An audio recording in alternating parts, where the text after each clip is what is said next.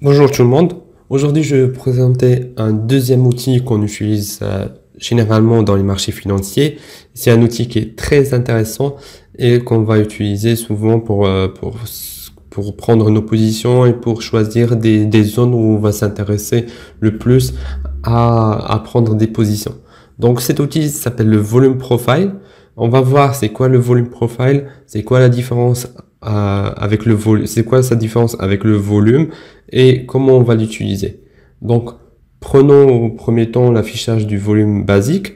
En fait, le volume basique, c'est le nombre ou la quantité d'opérations qu'on a passé à un moment donné. Donc, c'est la quantité d'un produit qu'on a acheté et qu'on a vendu à un moment donné. Choisissons par exemple le mois de mai. Par exemple, si on prend un jour du mois de mai, on va aller chercher durant ce jour-là combien on a échangé, combien on a vendu et combien on a acheté de ce produit. Par exemple, là, par exemple, c'est le BTC, c'est le Bitcoin. On va aller chercher combien on a échangé de Bitcoin pendant ce jour-là. D'accord? C'est ça le volume, tout court. Et du coup, le volume, on l'a souvent, normalement, pas souvent, mais normalement, il est sur l'axe des X. Il est sur l'axe de temps. D'accord? Donc, c'est un graphe. C'est un graphe qu'on va avoir sur l'axe de temps. D'accord? Vu que ça va nous présenter la quantité qui a été échangée par rapport à un moment donné, donc par rapport à un temps donné. Soit par rapport à un jour, soit par rapport à une heure, soit par rapport à 5 minutes, soit par rapport à une minute, etc. Donc, ça va varier en fonction de l'échelle de temps ou du time frame qu'on utilise. D'accord? Donc, ici, on utilise du daily. Donc, chaque barre ici, elle représente un jour. D'accord? Donc, chaque barre, elle va nous représenter la quantité qui a été échangée pendant un jour. Par exemple, disons par exemple, il y a 100 en quantité qui a été échangée. Donc, ces 100-là, on va venir les représenter ici. 100 BTC qui ont été échangés pendant ce jour-là, on va les représenter ici. Que ce soit des 100 qui ont été vendus ou des 100 qui ont été achetés, ou même 50 qu'on a acheté, 50 qu'on a vendus, ou 40 et 60, etc. Mais au total, il y a 100. On va venir les présenter ici avec une barre. La barre, elle va changer de couleur en fonction de si la majorité c'est des acheteurs ou la majorité c'est des vendeurs. D'accord? Si c'est rouge, c'est que on a une force des vendeurs, donc la majorité des opérations qui ont été passées, c'est fait par des vendeurs. Si c'est vert, c'est l'inverse, c'est la majorité des opérations qui ont été passées dans le marché, c'est passé par des acheteurs. Ok? Donc ça, c'est le volume tout court. Alors, le volume profile, c'est la même chose, mais par rapport à un prix donné. D'accord? Donc là, on a vu par rapport à un temps donné, dans le volume normal. Et là, on va voir par rapport à un prix donné, combien on a échangé de ce produit-là, par exemple du BTC. Donc, au niveau du prix, par exemple, 4000, au niveau du prix 4000, on va avoir, on a échangé une valeur donnée de BTC à ce niveau-là. Donc, à ce niveau-là, on a un nombre donné d'opérations qu'on va effectuer. D'accord? Par exemple, ici, pareil, on a un nombre effectué d'opérations, etc. Et du coup, ça va nous donner une courbe. Là où on a des pics, ça veut dire qu'il y a beaucoup d'opérations qui ont été faites. Et c'est là où il y a le volume, le plus grand volume. Et là où il y a des creux, d'accord, dans notre graphe, c'est là où il y a eu le moins d'opérations, d'accord? Là où il y a pas eu beaucoup d'échanges. Ok? Donc, on va voir les différentes caractéristiques du volume profile. Il faut savoir qu'il y a six caractéristiques au total. On a ce qu'on appelle value area. Donc, c'est la zone entre 70%, qui regroupe 70% du haut et du bas du volume qui a été échangé. Donc, la zone où on a 70% de la quantité échangée, ok? Donc, le value area représente le seuil auquel 70% du volume a été échangé. Par exemple, on a dit qu'on va venir sur toute cette période-là, donc d'ici jusqu'ici, parce que d'ailleurs, le volume profile, on va le tracer sur une période donnée. Donc, on veut savoir à partir de ce point-là jusqu'à ce point-là, combien on a échangé. D'accord? Sur cette zone-là. Donc, supposons que sur toute cette période-là, on a échangé, disons, 10 000 bitcoins. Ok? 10 000 bitcoins. On va aller chercher la zone où on a échangé 7000. Donc 70%, ça fait 7000 bitcoins. La zone où on a échangé 7000 bitcoins, où il y a eu le plus d'échanges, et ça va nous donner une zone, d'accord, qu'on va appeler Value Area. Donc il y a le Value Area High, ça marque le haut de la Value Area. Value Area Low, donc ça marque le bas de la Value Area. La Value Area ici, c'est ce qui est bleu. Pour les gens qui connaissent, la courbe de Gauss ou la cloche de Gauss, et ben en fait c'est une cloche de Gauss. Ça ressemble à une gaussienne.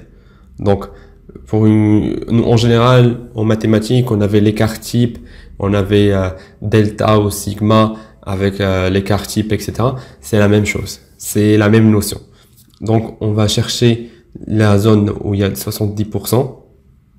On va prendre le haut de cette zone et le bas de cette zone. On va les appeler VAH et VAL. Point of control, le point de contrôle, c'est là où il y a le maximum. C'est le maximum. C'est là où il y a le plus d'échanges. Donc c'est le prix. C'est le prix où on a eu le plus d'opérations. D'accord? Le maximum d'opérations. Le maximum d'opérations, ça ne veut pas dire un grand mouvement. Ça veut dire, par exemple, si on est dans un range, donc si le prix fait que de ranger, donc de résister et de supporter des deux côtés, par exemple ici, si on prend le milieu du range, donc le centre, donc à ce niveau-là, là où il y a la ligne rouge, et ben c'est là où il y a eu le maximum d'opérations. J'espère que vous avez compris cette notion, parce que c'est important de comprendre ce que ça signifie le point de contrôle. Le point de contrôle, c'est là où on a eu le maximum d'opérations. Ok? Un maximum d'opérations, ça ne veut pas dire des grands mouvements. Ça veut dire c'est le prix où il y a eu le plus d'échanges. D'accord? Donc ici, par exemple, certes, on a un grand mouvement ici, baissier, mais ça ne veut pas dire que sur ce grand mouvement baissier où il y a eu le plus d'opérations. Non. C'est là, sur cette période entière, c'est là où on a eu le plus d'échanges et le plus d'opérations. C'est à ces prix-là. D'accord? Après, on a le High Volume Node et le Low Volume Node. Donc, sur la zone entière, d'accord? Sur la zone entière, on va aller chercher les pics. Les pics qui sont très hauts ou très grands et les pics qui sont très petits. Donc, c'est ce qu'on va appeler les High Volume Nodes et les Low Volume Nodes. OK?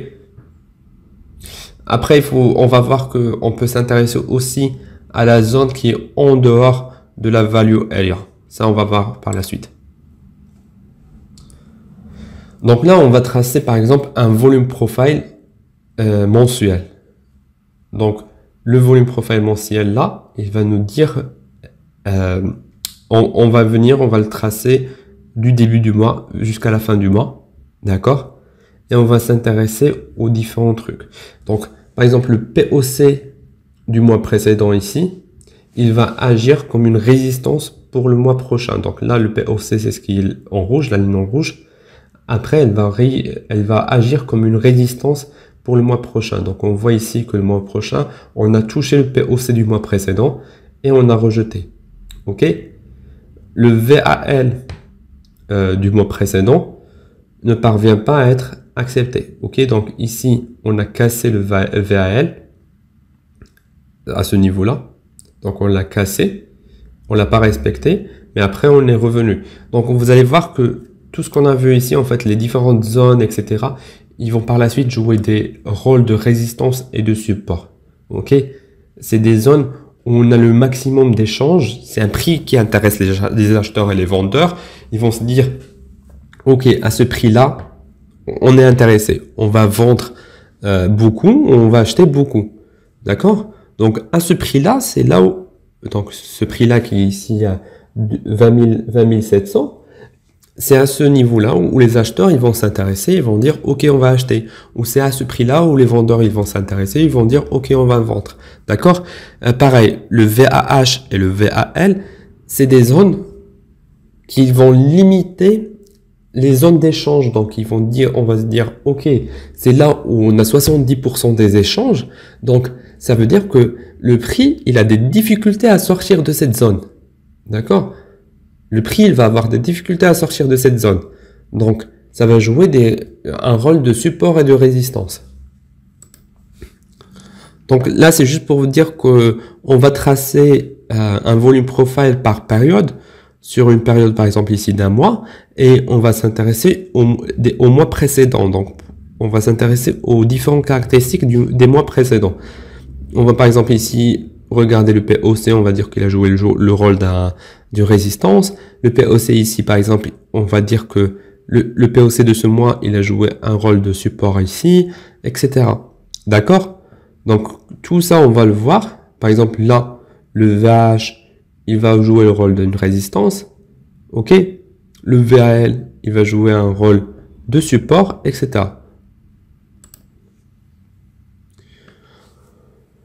Là, on va voir un volume profile hebdo.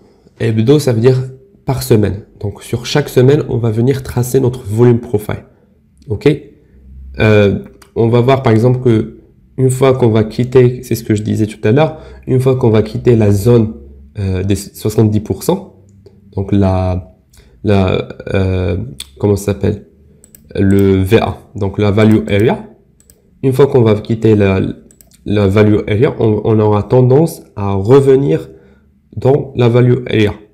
D'accord? Pareil ici. Une fois qu'on a quitté, on a eu tendance à revenir à l'intérieur, etc. OK? Réaction acheteuse, c'est ce que je disais. Réaction, c'est la même chose. OK?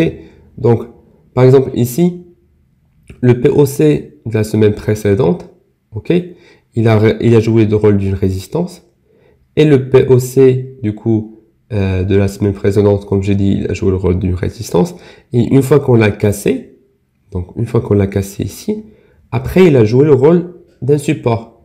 On est revenu, mais on n'a pas réussi à revenir à l'intérieur.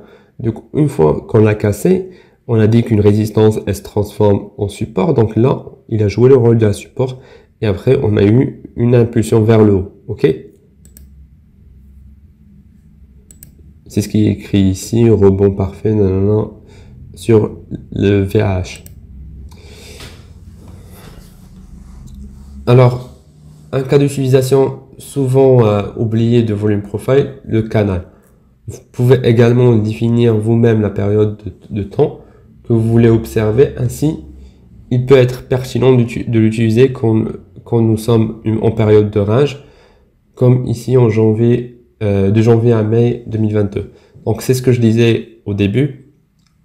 On peut prendre un range, d'accord? Un range, donc un endroit où le marché il fait que de bouger dans la même zone, donc sans faire des grandes impulsions. Et du coup, on va tracer le POC sur cette zone-là. Ça va nous donner des très belles zones auxquelles on va s'intéresser. Donc, ça va nous donner des zones de résistance, des zones de support et le POC. Et du coup, le VAH et le VAL, on va les utiliser comme des résistances et des supports. OK? Une fois que le prix il va sortir de la VA, de la value area, on va attendre que le prix revient à l'intérieur. Donc, à ce niveau-là, on va s'intéresser à des achats. À ce niveau-là, on va s'intéresser à des ventes. À ce niveau-là aussi, on va s'intéresser à des ventes, etc. Et au niveau de POC, on sait que c'est là où le prix il va réagir le maximum.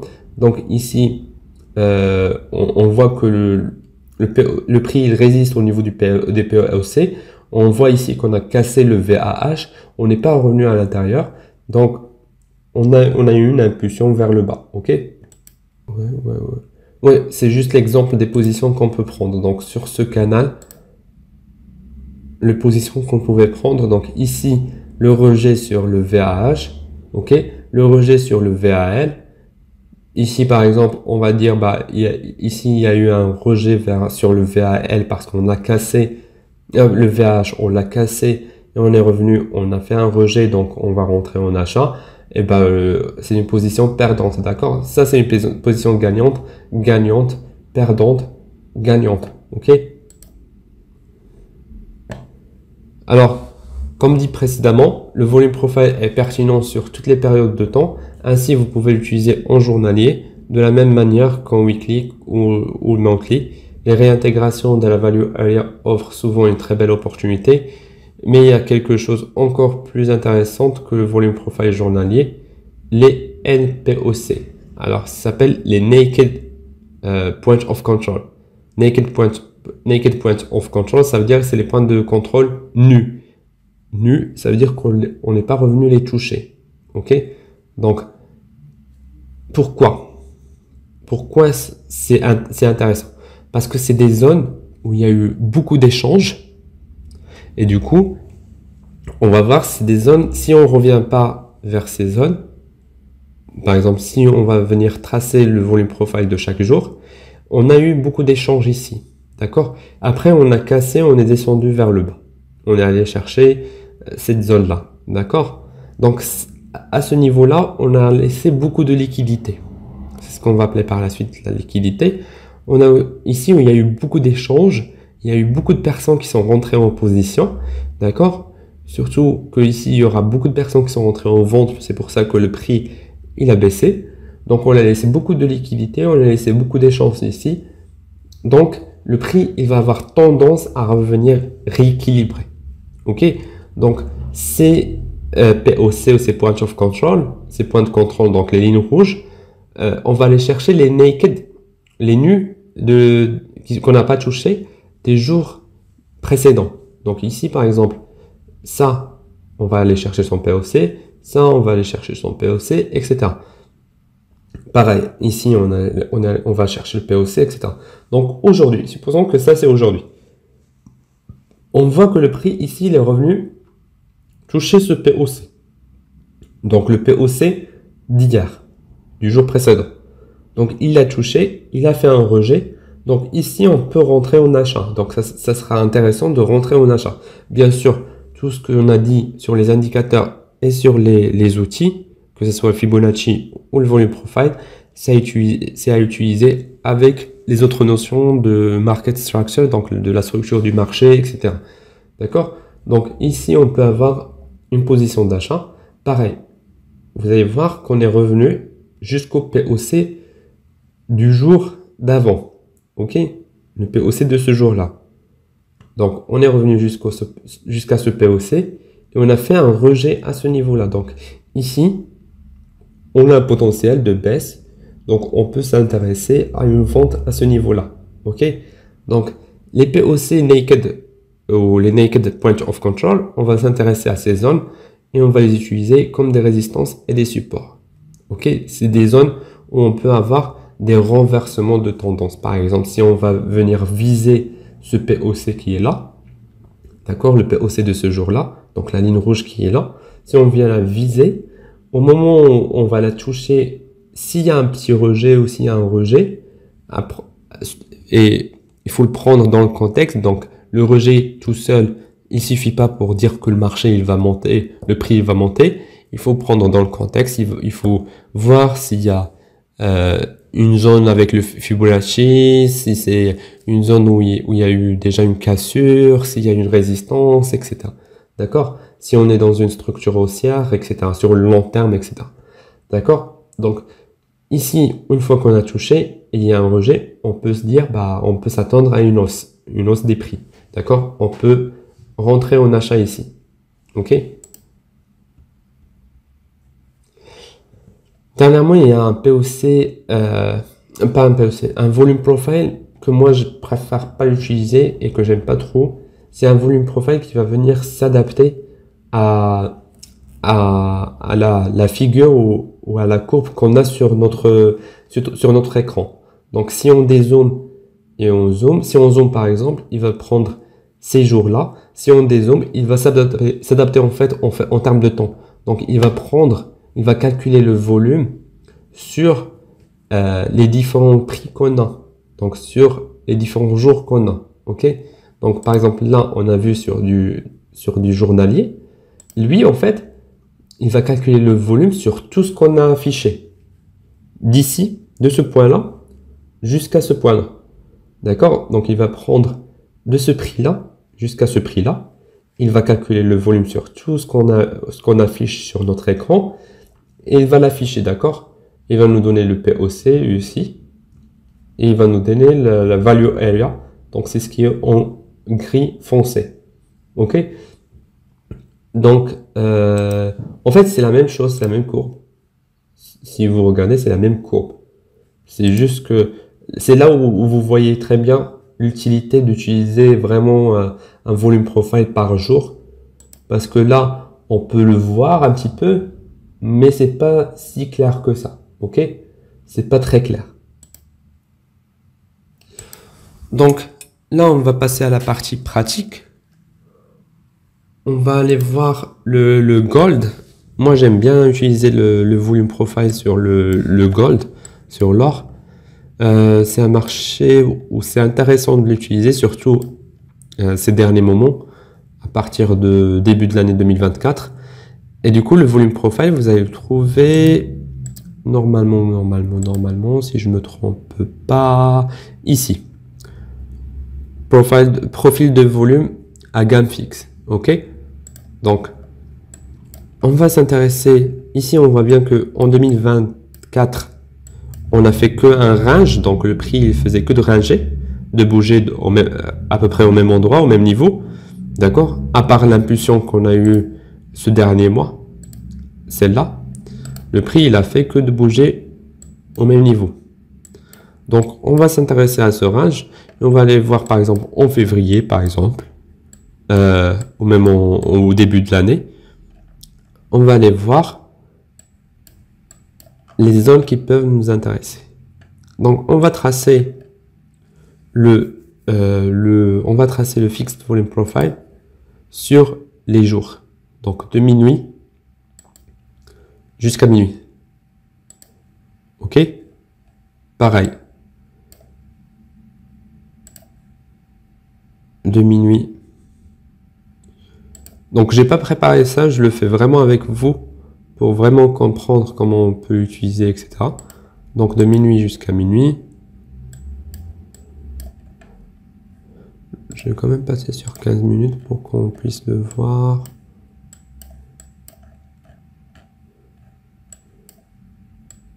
Ok, c'était ici.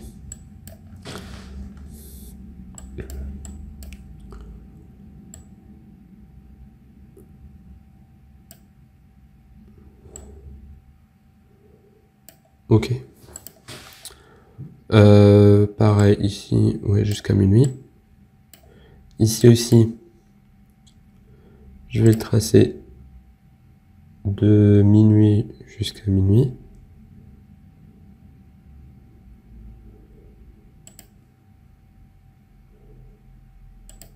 Ok. Pareil. En fait, je vais m'intéresser à le maximum de jours avant où je peux tracer mon volume profile. Ok.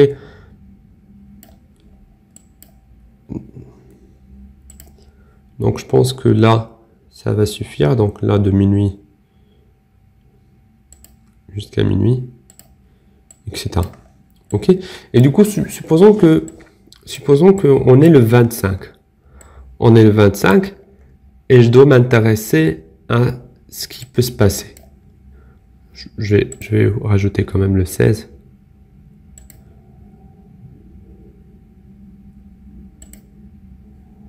Ok, donc supposons qu'on est le 25 et je m'intéresse à ce qui peut se passer.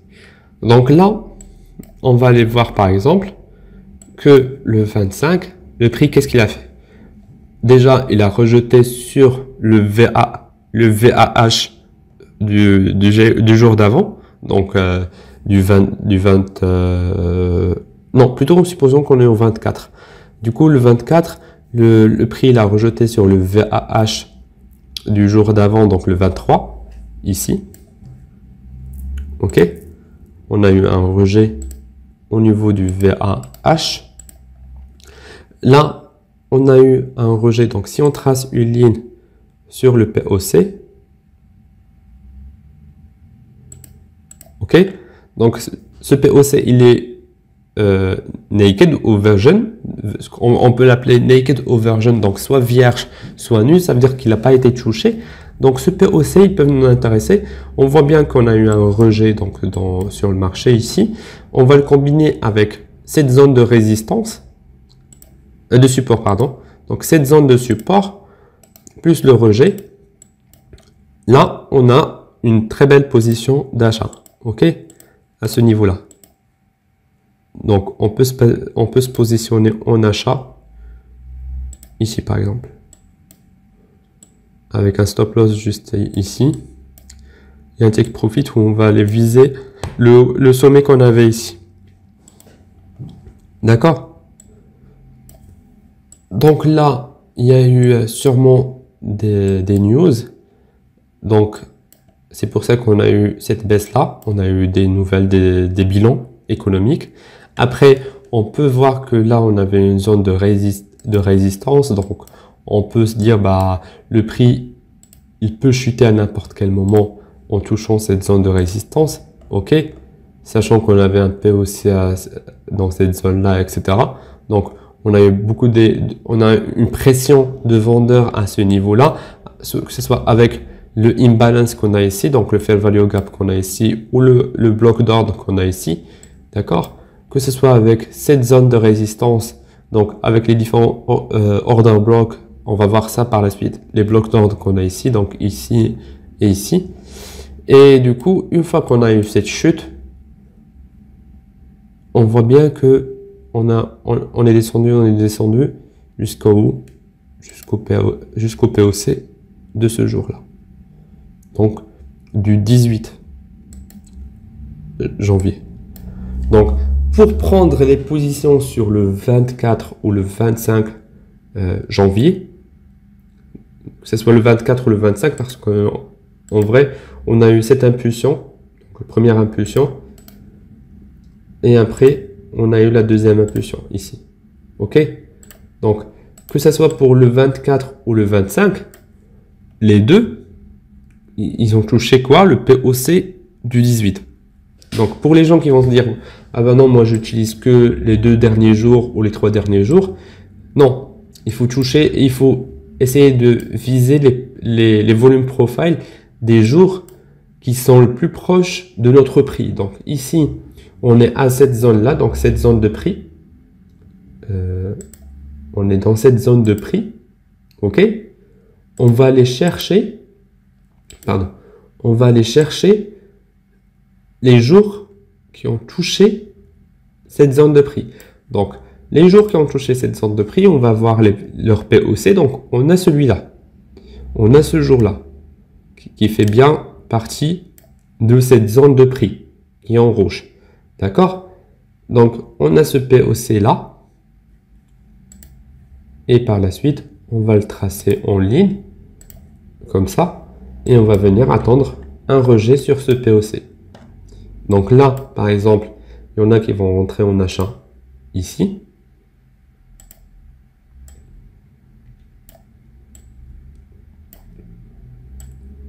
En visant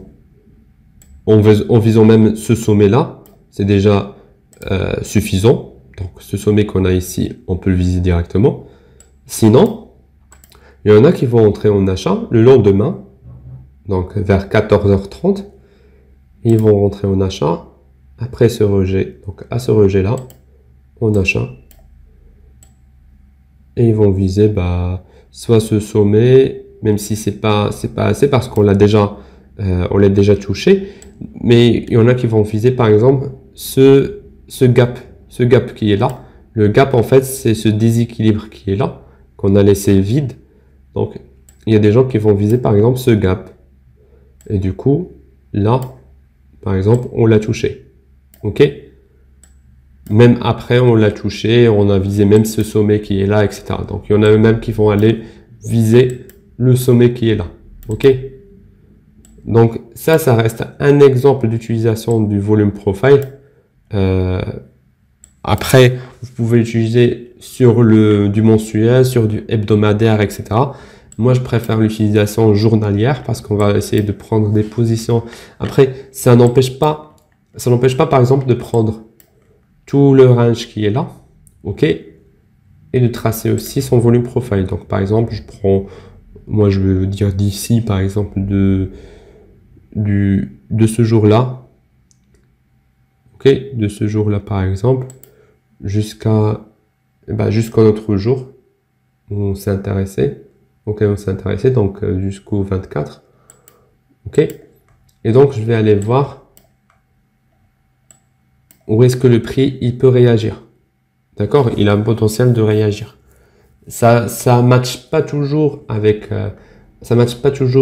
les autres volumes profile, mais on va essayer de voir là où il y a une grande zone, où il y a un grand regroupement de POC.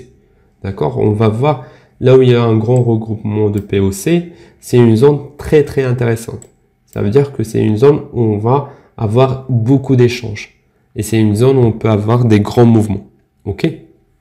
Donc, j'espère que c'est clair. C'est tout pour aujourd'hui. La prochaine vidéo, on va s'arrêter un petit peu sur de faire des séances de cours. Donc, parce que la prochaine partie, ça sera l'analyse avec les notions ICT ou SMC. Donc, on va s'arrêter de faire ça et on va essayer de voir la partie pratique. Donc, on va faire une séance de pratique. On va appliquer tout ce qu'on a vu. Ok? Donc, j'espère que c'est clair. N'hésitez pas à poser des questions en commentaire s'il y a des questions. Et si vous êtes intéressé par que ce soit par la formation payante ou si vous avez des questions, vous avez quelque chose à échanger avec nous, vous pouvez nous contacter sur la page Instagram du club, AB Trading Club. Et à la prochaine.